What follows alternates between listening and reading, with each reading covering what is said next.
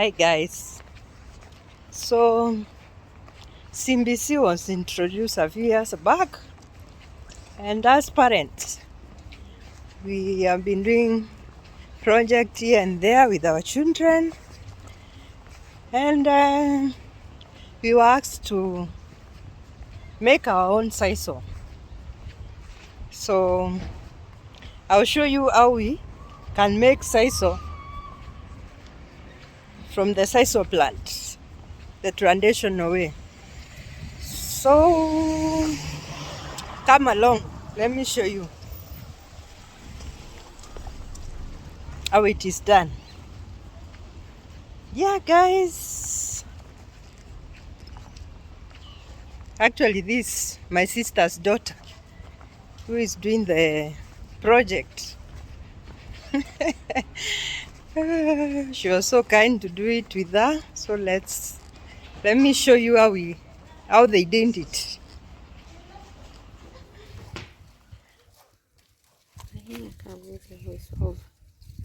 This is sisal.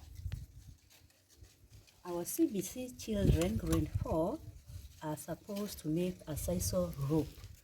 So yesterday evening, we went sisal hunting.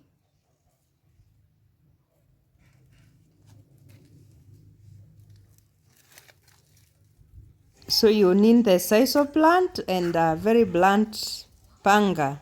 Don't use a sharp one. The more blunt it is, the better quality of the sisal. So you remember to split your sisal into small portions that it will be easy to work on. It has some part which are pricking out, and you should split that and throw that away. Then you're left with the fleshy part.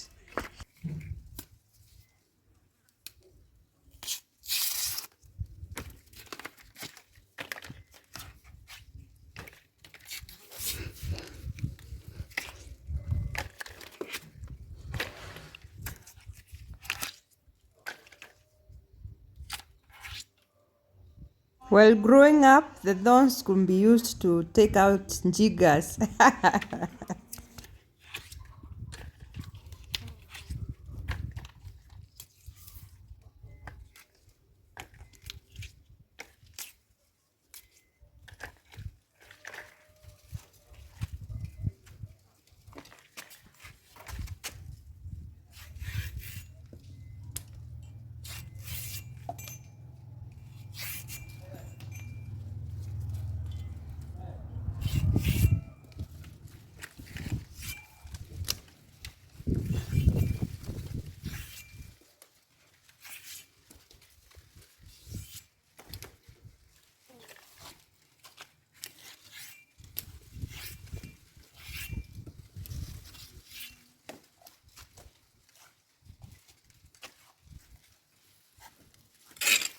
We also did this kind of work in school. We are given project to do. We are to extract our own ropes from sisal. So welcome to our olden days. We feel like we were growing up before BC.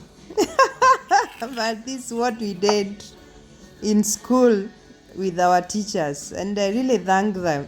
It was to come through for us with our children. That was a good thing that we were doing back in the days.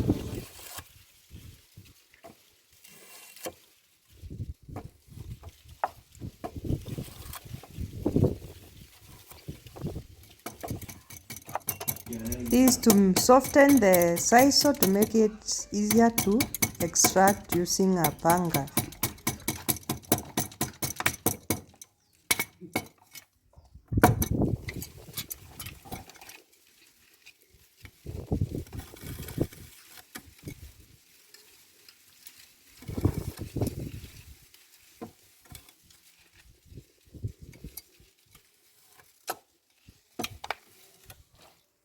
We learned this from our grandmother back in the days.